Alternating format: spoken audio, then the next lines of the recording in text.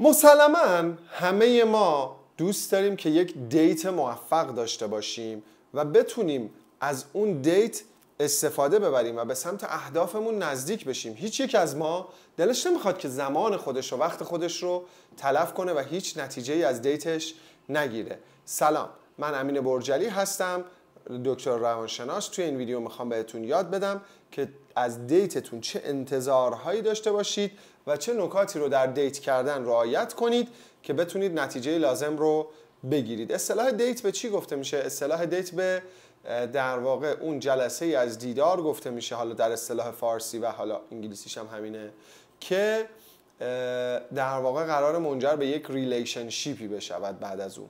یعنی طرفین تصمیم بگیرن که وارد یک ریلیشنشیپ بشوند یا نشوند. حالا این دیت میتونه برای در واقع یک رابطه دوست دختر دوست پسری باشه، میتونه برای ازدواج باشه، میتونه برای هر نوع رابطه‌ای که شما خودتون تعریف میکنید در اشل زندگی خودتون باشه. این تعریف دیت کردن هستش. حالا چه نکاتی رو در دیت رعایت کنیم و چه انتظاراتی در واقع از دیت اولمون داشته باشیم و دنبال چه چیزهایی باشیم در طرف مقابلمون. اولین نکته‌ای که مهمه اینه که ما این دیت رو از چه محیط و از چه فضایی بهش رسیدیم، از کجا داریم انتخابش میکنیم. ما اگر میخوایم مثلا طلا شکار کنیم باید بریم تو معدن طلا، اگر میخوایم مثلا الماس شکار کنیم باید بریم تو معدن الماس، اگر میخوایم مروارید شکار کنیم باید بریم کف دریا. هر چیزی تو بستر خودش یافت میشه و فاوند میشه. یعنی چی آقا؟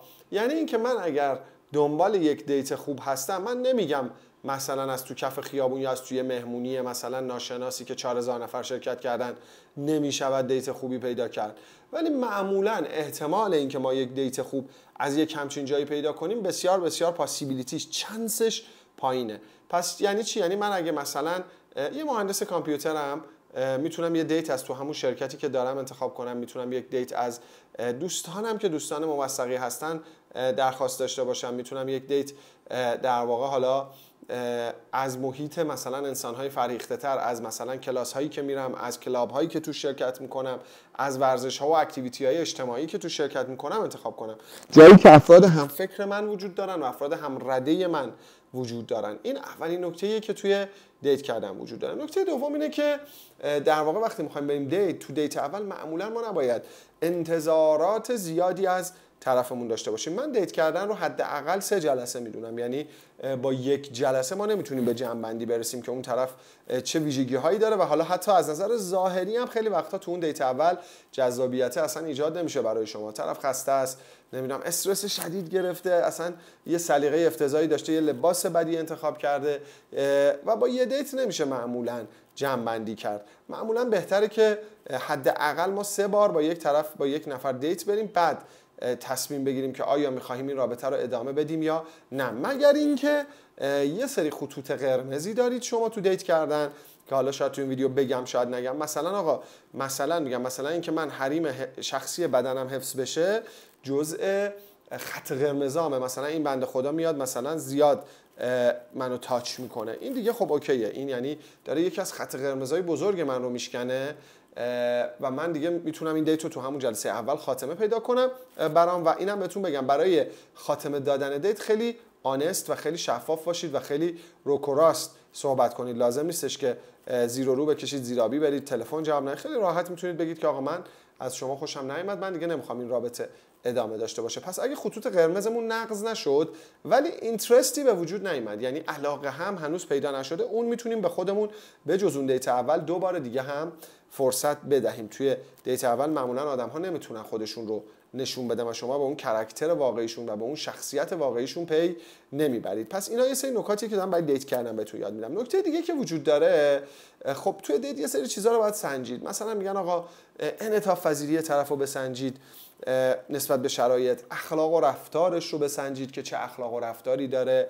چه جوری با شما رفتار میکنه، آیا میتونه انسان وفاداری باشه، یه نفره که مثلا از اینایی که با همه هرز میپره، یه نفره که به شما به دید یه رابطه وان نایت استند نگاه میکنه، یا نه یه کسی که اومده که مثلا دنبال یه دیت جدی میگرده که توی رابطه متعهدانه میخواد وارد بشه. اینا باید همه بررسی بشه از نظر هوش هیجانی، از نظر کنش‌ها و واکنش‌های لحظه‌ای توی در واقع برخوردها و صحبت‌ها و سوال‌ها، همه اینها باید بررسی بشه. یه سری چیزها اما بررسی هاش یه سری ظرافت ها میخواد که در واقع شما به راحتی نمیتوانید تصمیم بگیرید به واسطه این ظرافت هایی که اون بررسی ها نیاز داره. مثلا میگم مثلا آقا نوع برخورد، مهربانی، همدلی، اینا توی دیت باید بررسی بشه. خب ولی تو چجوری میخوای اینا رو بسنجی؟ این با تو معمولا کسی که میره دیت خب همه اینا رو سعی میکنه خوب نشون بده دیگه. ما معمولا یه ماسک میزنیم تو طول روز روی چهرمون و بازی میکنیم دیگه،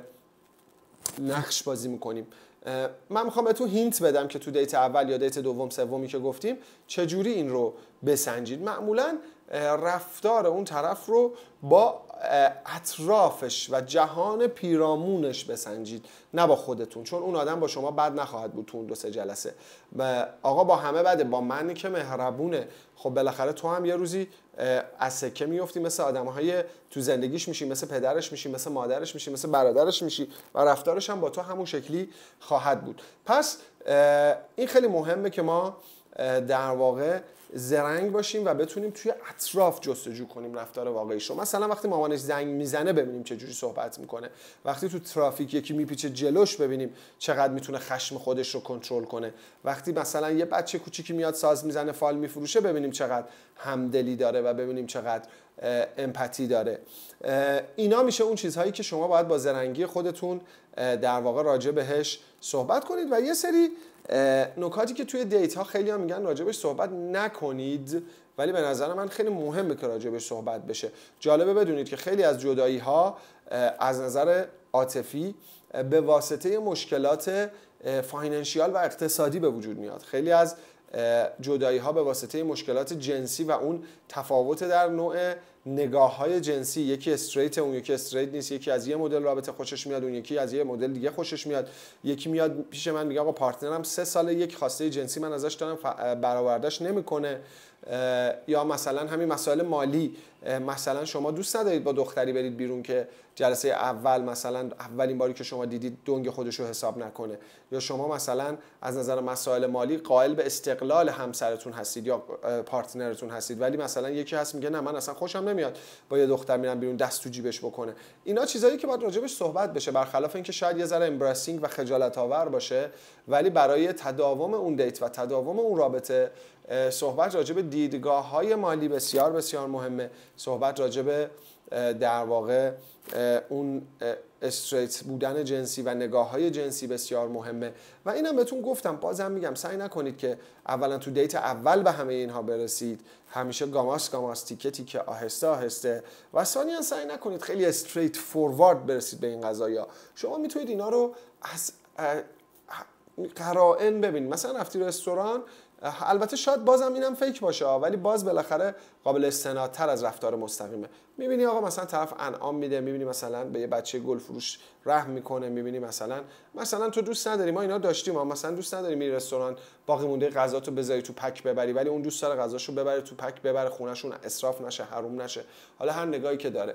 اینا همه باید توی دیدگاه‌های در واقع تیز و پرسشگر و در واقع اون کریوسیتی، اون کنجکاو تو بگنجه و تو تصمیم بگیری که آقا من این دیت رو میخواهم ادامه بدهم یا نمیخواهم ادامه بدهم. و اون ویژگی های شخصیتی رو هم سعی کنید بسنجید. مهمترین ویژگی های شخصیتی هم لیستوار گفتم، اون همدلیه، سوشالیزیشنه، اجتماعی بودن یا نبودنه. این خیلی مهمه، یادم رفت بگم. انعطاف پذیریه، حالا شاید هم گفتم. انعطاف پذیری میدونی یعنی چی؟ یعنی تا یه جایی توان اینو داشته باشه که نظراشو ایدهاشو به خاطر شما بتونه عوض بکنه، یه کلام نباشه همین است و به جز این نیستش. و حالا وقتی اون ویژگی های شخصیتی بررسی شد، وقتی اون در واقع دلچسبی های ظاهری در یه حد معقول، نه حالا خیلی عجیب غریب، چون اون عشق های افلاطونی فقط توی فیلم ها و قصه ها هستش، تا یه حدی تامین کرد ظاهری که شما مد نظرتونه، اخلاقی که مد نظرتونه، فاینانشیال ویوی که مد نظرتونه، سکشوال ویوی که مد نظرتونه، بازم دیگه نباید بیخیال شید. حالا توی دیت باید بپردازید به اون خواستگاه خانوادگی اجتماعی فرد. خواستگاه‌های خانوادگی اجتماعی خیلی منجر به جدایی‌های روابط میشه. مثلا یه خانواده خیلی فقیر با یه خانواده خیلی ثروتمند، یه خانواده خیلی مذهبی با یه خانواده خیلی ضد مذهب، یه خانواده از یه پولیتیکال ویو سیاسی متفاوت با یه خانواده از یه ویو سیاسی دیگه. اینها رو شما باید بسنجید و توی دیت اول، دوم، سوم آگاه بشید بهش. پس فردا این میگه من میخوام تظاهرات، تو میگی من میخوام برم راهپیمایی، اون یکی میگه میخوام برم مثلا شعار بدم علیه حکومت، تو میگی من میخوام برم نماز جمعه. خب اینا رو باید بررسی کنید دیگه. داستان اون کتاب بیوطن رضا علی خانی رو بخونید، خیلی کتاب جالبیه. داستان یه رزمنده جنگ که عاشق یه دختر امریکایی میشه و میره امریکا دنبال اون دختره و میره پاش باز میشه به کازینو و به عرق خوردن و داستان عجیب غریب باحالیه، ولی به همین کانفلیکت های سوشال و کانفلیکت های خانوادگی اشاره داره. خلاصه اینکه دیت رفتنه یه داستان خیلی پیچیده چند وجهیه که هوشمندی شما رو میطلبه و لازمه که جمیع الجهات نگاه کنید به قضیه. و در واقع یه چیزی هم که خیلی وقتا دیتا رو نابود میکنه، نگاه های سیاه و سفید به قضیه داشتن. ما انسان ها کلا موجودات خاکستری هستیم. اگر 60-70% از منویاتمون تأمین شد میتوانیم چشم ببندیم روی این قضیه. موردی داشتم به من مراجعه کرد و میگفت مثلا دختره گفتم چه سوالایی پرسیدی که با هر کی میری دیت نمیتونی؟ مورد مذهبی بود. میگم مثلا کیسای مذهبی هم بهش معرفی میشد. میگم مثلا از دختره پرسیدم تو دوران دانشگاه با همکلاسی های دخترت نه با پسرا مثلا کافی شاپ رفتی؟ و اگه جوابش آره بود مثلا از دایره اون آدم خارج میشد. خب این آدم وسواس داره دیگه، وگرنه مثلا چه اشکالی داره یک خانم مذهبی با دوستای مذهبیش یه کافی شاپ بره و بشینه مثلا یه چایی بخوره یا یه قهوه بخوره؟